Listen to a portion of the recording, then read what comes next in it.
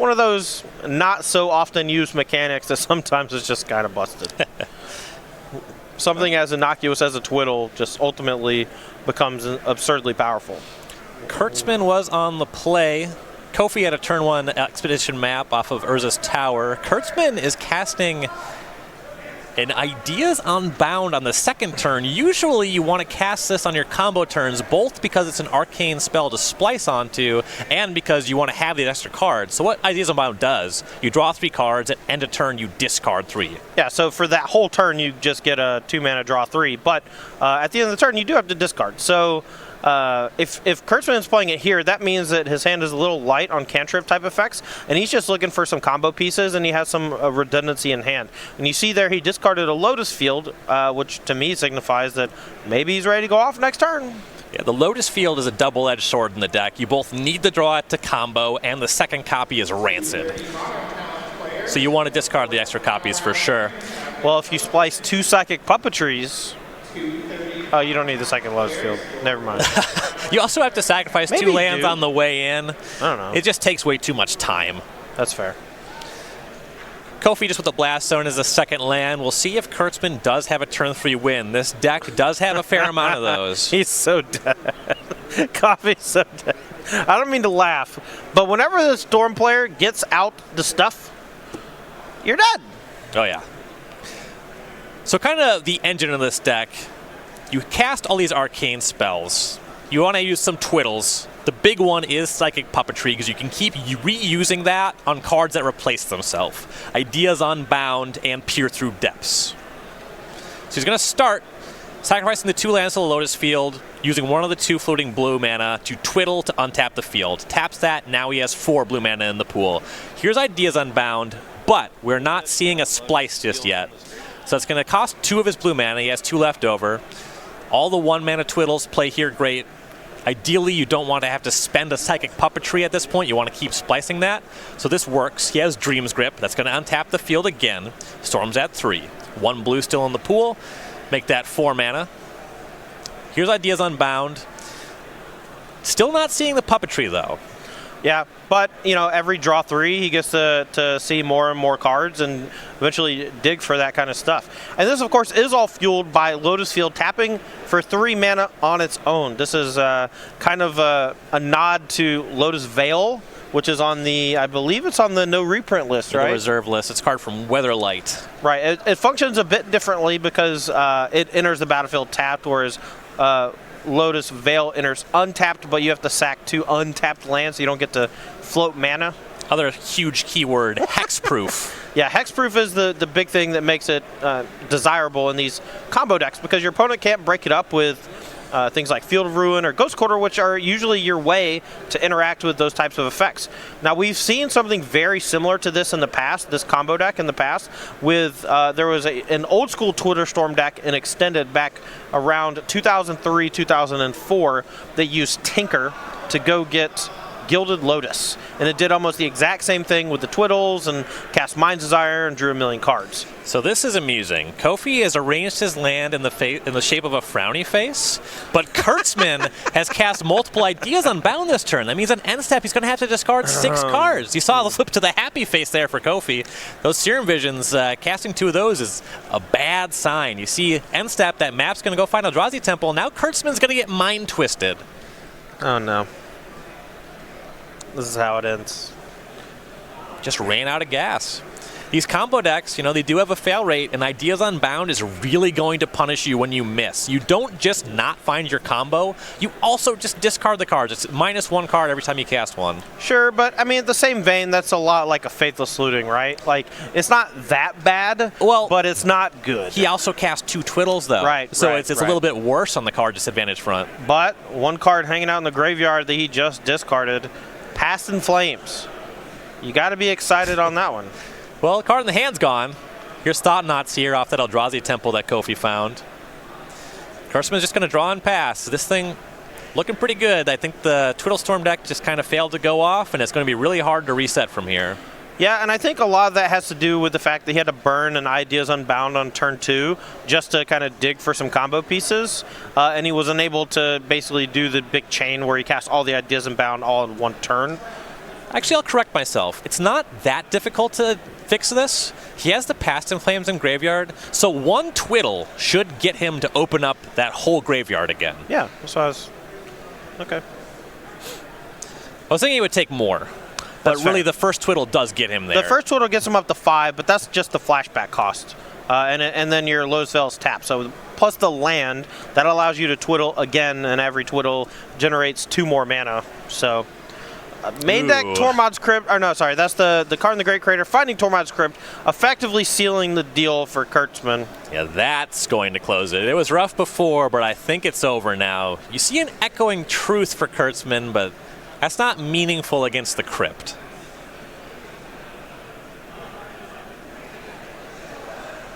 Echoing Truth, a 1-of in the main deck. There's 1 Merchant Scroll. There's a little bit of a package for that. Now we're going to minus and go get the Mycosynth Lattice with 6 mana. Going to try to cast that. And Kurtzman, if he does have the Echoing Truth, though, can bounce the card in the Great Crater in response. He's not technically dead yet. Still has maybe another turn, but it's going to be absurdly difficult to get out of this. Unlike being correct, technically alive is not the best kind of alive. Yeah, if you went to like the hospital, right, and you're like, how's he doing, Doc?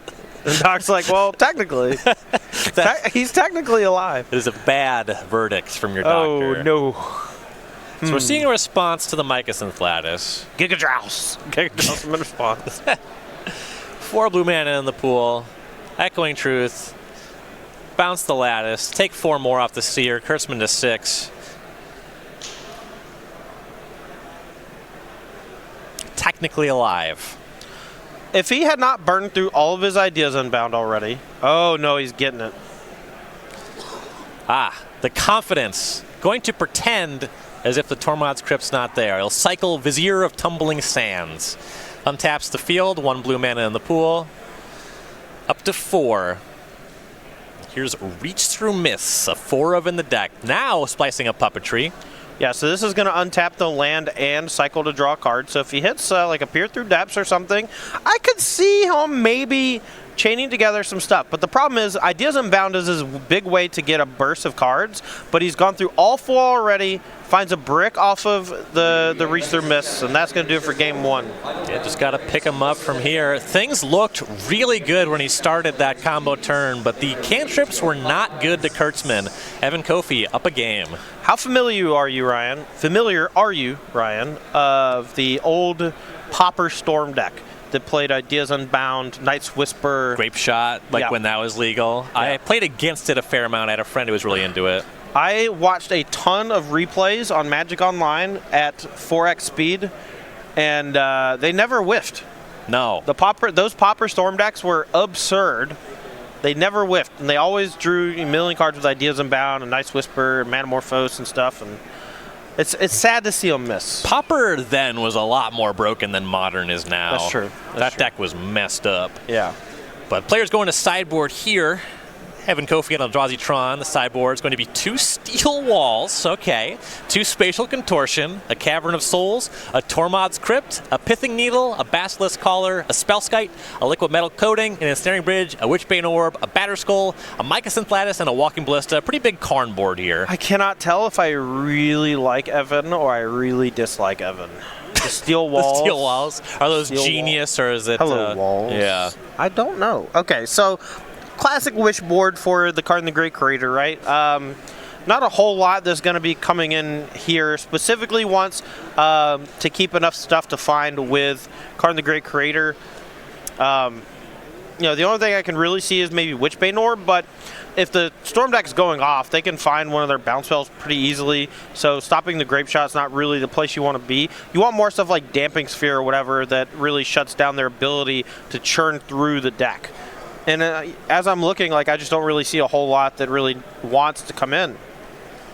Yeah, really not much that plays there. And it's tough to interact with the Twiddle Storm deck, honestly. Yeah, they don't play those creatures that you're used to seeing in Storm, like Baral, Chief of Compliance. And you can't actually destroy the Lotus field. So it basically just has to be Damping Sphere, right? Or Blood Moon or something like that. Sideboard for Kurtzman. couple alternate win conditions. 3 Aria of Flame, 3 Thing in the Ice, 2 Lightning Bolt, 2 Abrade, 2 Spell Pierce, a Rebuild. That one's in Modern Horizons, apparently. An Echoing Truth and a Precognition field.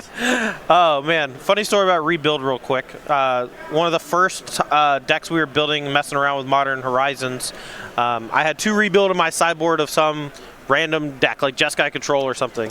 And Ross Merriam just looks at me point blank and says, why is Rebuild in your sideboard? I don't even think it's good. And I had to set him down. I had to say, Ross, doesn't matter if it's good. It's in the new set. We're gonna try it out. Okay, that's the whole point of the show, is to try things out. You know. So players exploring the new Modern format, and before long, we'll be exploring a new Standard format. Rotation's coming up with the release of Throne of Eldraine. You can pre-order that today. Ships October 4th. That's a Friday. Go to StarCityGames.com/ELD. I'm pretty excited for this one. I like the aesthetic a lot. Yeah, I mean, just the name of the set, kind of the little previews we've gotten where it's very Magic oriented. It's going to feel a lot like playing Magic through a fairy tale, and we got a glimpse of that kind of thing in one of my favorite blocks, Innistrad. You know, original Innistrad block felt a lot like you were messing around with some classic horror genres, like, you know, the werewolves, the vampires, and things like that. But you had creatures that, you know, acted like the poltergeist. You know, creatures that acted like Little Red Riding Hood and things like that. And I think that there's going to be more of that kind of thing, but just shoved in like a huge way, just brought to the forefront. If the world building on Throne of Eldraine is anywhere near as good as Innistrad, it'll be a home run. Yeah, for sure. Really just felt like you were in a horror movie playing that set. Players looking at some opening hands. Looks like Kurtzman is on a mulligan to 6. Honestly, it's genius how they tied the Eldrazi into that plane and made it just feel, Cthulhu guy. What's his? Lovecraftian? Yeah, Lovecraftian. It's genius how they did that. We are underway here. Once again, Coffey with Expedition Map off a Tron piece on the draw. This is one of his powerful sideboard options to potentially close the game quickly in the face of disruption. Thing in the Ice is pretty good, but... Chalice on 1 off of a second Tron piece. I think my win rate against this start is pretty close to 0%. Thing in the Ice is already on the table for Kurtzman, though. I was gonna keep doing Yeah, it. I was just gonna talk over it and not acknowledge it. Yeah, my bad. All right, I'll be a little more professional. Never change, Todd. Thanks, man. Wait, is that? I don't know if that's okay. All right, here comes a discard 3. Turn is ending. Thing in the Ice is a real threat, even in the face of the Chalice of the Void. Kurtzman could untap, just cast 3 instant or sorceries, transform Thing in the Ice, and start crunching in for 7. Coffey does have the potential for Tron next turn, but he's going to have to play it from hand to get access to all the mana. Otherwise, he's going to have to settle for just the 3 off the map plus the Urza's Tower. It's not super likely that Coffey is going to have some kind of creature removal here. Right. So the Thing in the Ice can be a real headache for him. You see he'll start his turn by cracking that map. Kurtzman does have the Lotus Field online, and with the Psychic Puppetry draws with some arcane spells, he can go off through the Chalice. Yeah, we're gonna have some some real tough readers here. Ghost Quarter coming off of the Expedition map. Lotus Field has hexproof. Sure does. So you know, I saw Coffey. I saw his hand. He had an Urza's Tower. And then he cracked the map really fast. And I didn't want to interrupt you, but I knew he was going for the Ghost Quarter, because if I didn't know that Lotus Field had hexproof, you would have done the same. I would have gone for the damn Ghost Quarter. Oh man, so it's bad news for Coffey. He has played the Ghost Quarter. I think he announced trying to use it, but since it has hexproof, it is not a valid target, but is locked into playing that land for the turn. So Kurtzman has 1 turn of reprieve here.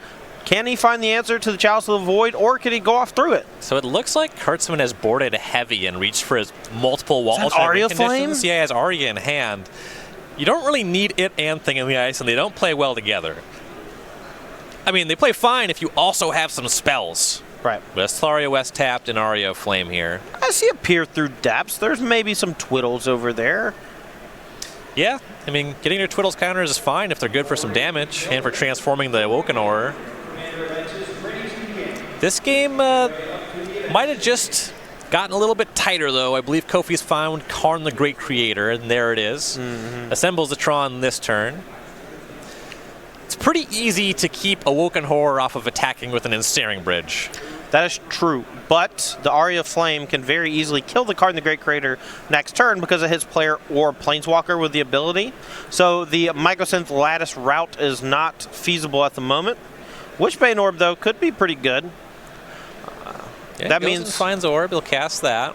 And that means the Kurtzman's actually going to have to start targeting himself if the Karn leaves the battlefield. Yeah, Aria is a mandatory trigger.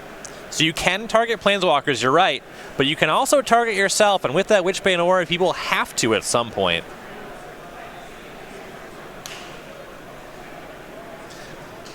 All right, he'll start his turn by using that Lotus Field to make 3 blue mana. 2 of it being spent. Here's Peer Through Depths.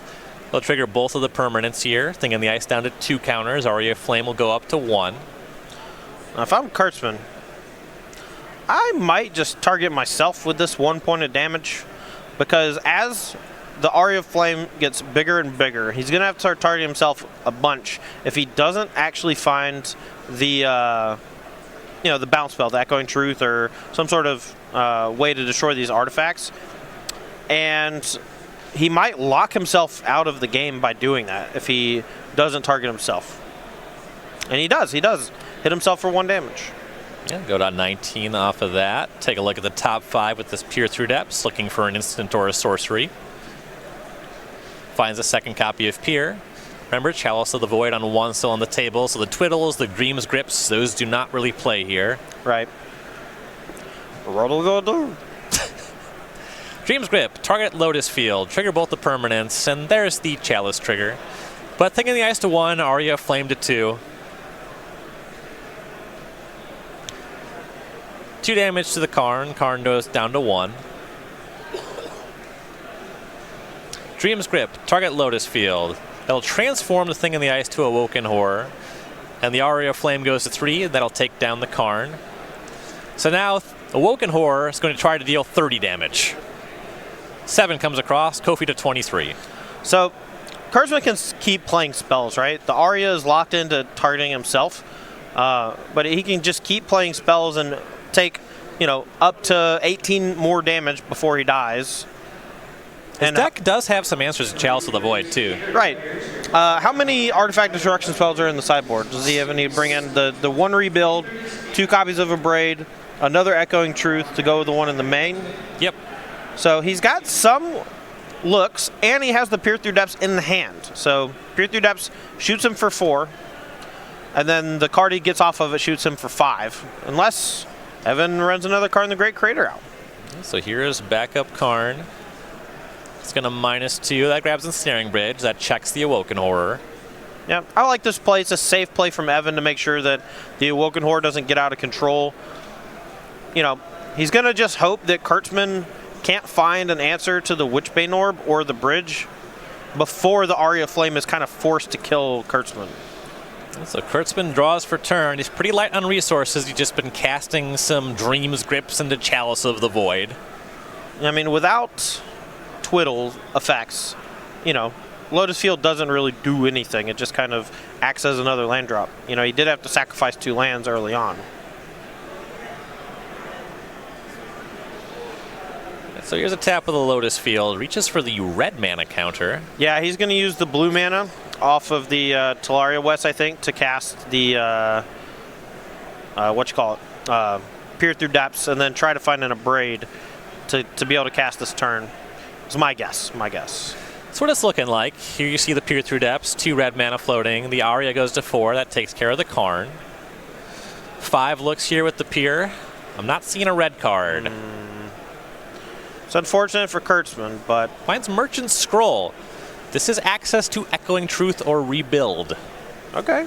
So if he draws a land next turn, you can go Merchant Scroll for Rebuild, That bounces all the artifacts, lets him get a chunk of damage in with the Awoken Horror. But Rebuild isn't instant, so he could just tutor for it and then just wait a turn or two, rebuild, shoot himself for a chunk with the Aria Flame, and then the turn after that try to combo kill. Aria's getting up there in damage. Back over to Coffey. Here's an Endbringer and a Reality Smasher. Good blockers for the Horror. That is true.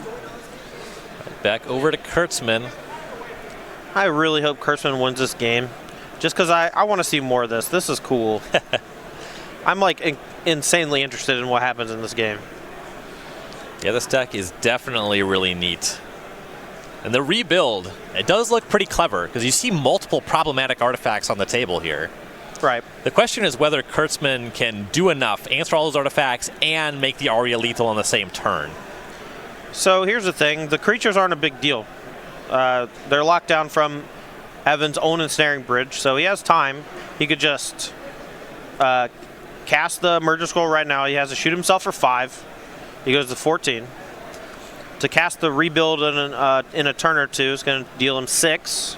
Meanwhile, the Endbringer is going to be shooting him for a couple points. But after that, all his stuff gets unlocked, and his Aria Flames goes 7-face, 8-face, 9-face, as long as he has the requisite number of spells to play. Taking his time mapping out his turn here, we know about a Merchant Scroll. As you said, he has a little bit of time to play with, and you have to be pretty precise in your game actions from here. He's just going to pass. Do you think he drew the Rebuild?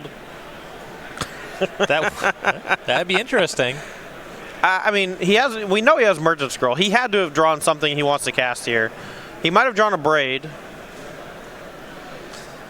was a waste for Coffey. Now we'll be able to start using that Endbringer and draw some cards, deal some damage, check the thing in the ice. Coffey going to go damage to the face instead, though.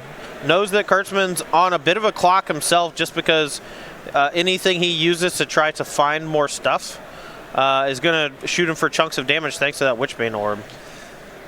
Echoing Truth was picked up. There it is. Targets Witchbane Orb. Aria up to 5. So the Aria trigger resolves first. Yeah, so the Aria is going to have to target himself for 5. But that's going to let him untap with an Aria Flame and a bunch of cards in hand. And if he, I don't know exactly what he can do to combo right now, but I'm sure there are some avenues. We know about Merchant Scroll. If he has another 1 mana spell in hand, I guess he can only Aria for 6, 7, 8 from here. Right. That's 21, and Coffey's up 23. Yeah, he needed a 7, 8, 9. He's been needing to draw a land for a little while just to be able to do everything. But, I think he has Merchant Scroll, so I don't know. He could tutor for a number of things. And now we're seeing the Endbringer being pointed out to untap. That's not a trigger. It just untaps like a permanent does. Right. Kind of like Seedborn Muse. If I'm not mistaken, Seedborn Muse doesn't go on the stack. That sounds correct to me.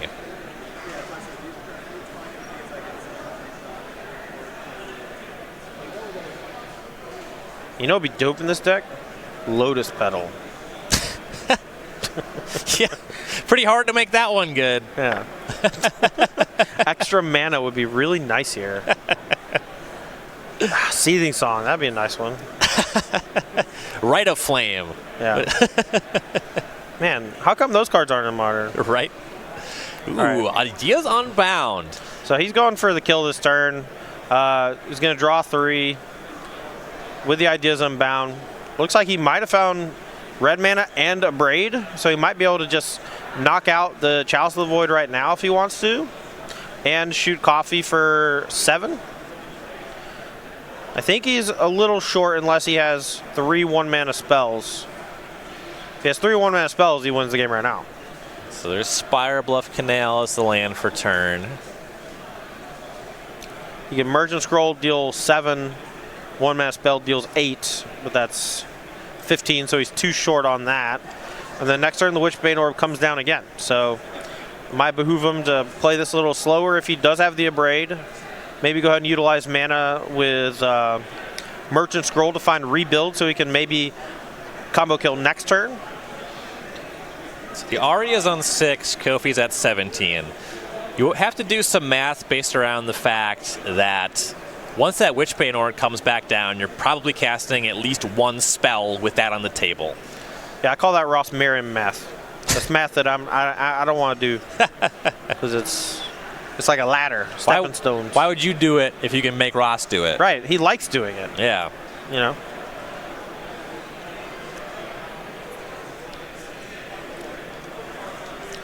Merchant Scroll for Rebuild Pass. I think that locks it up. Unless Coffey draws another Thought-Knots here to take it.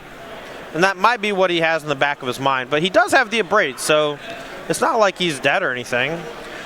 Abrade plus a Twiddle does it. I mean, he's got a lot of lines if he has the cards in hand, but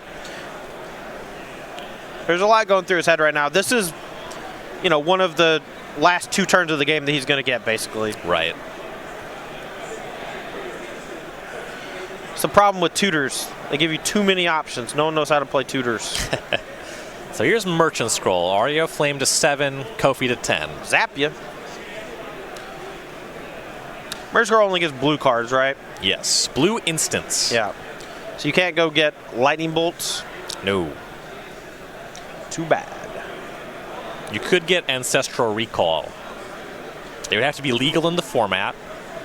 Said he'll find Twiddle. Okay, so he's just using his mana efficiently here. Next turn, he's just going to go Abrade Twiddle, kill you.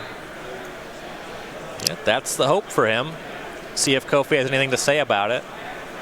Well, maybe. Because the Abrade actually, he has to shoot himself with the Aria Flame damage, so he's going to need like one more thing besides that. Yeah, you only go to he also has to 8 discard and 3 9. cards with Ideas Unbound this turn.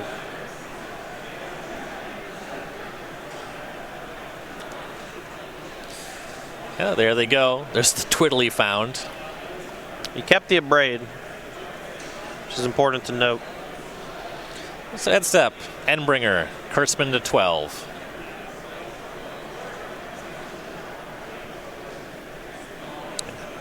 Finally, back to Coffey's turn.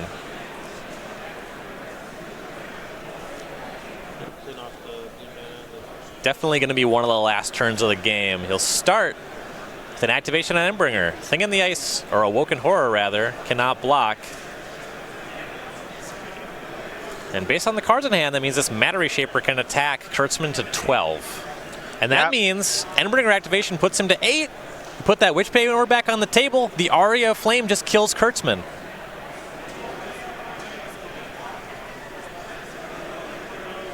So he can go Witchbane Orb, and I think he's actually one short, but he has the Walking Ballista. Oh, sorry, he has the Endbringer. You're right. But he also has Walking Ballista too. Yeah. Difficult to imagine him not closing this one. Yeah, Walking Ballista for X equals 3. It's all well and good, but I believe the game was pretty much wrapped up without it. Kurtzman under the pressure of his own Aria Flame. You see Endbringer on tap here. So now there's Endbringer activation, Walking Ballista on 3. And yeah, Kurtzman just got to pick him up. Chalice the Void doing what Chalice the Void do. So it's a Storm stack, you know, that's fun to watch. But for Andrew Kurtzman, he'll fall to 5-2, whereas Evan Coffey will advance to 6-1.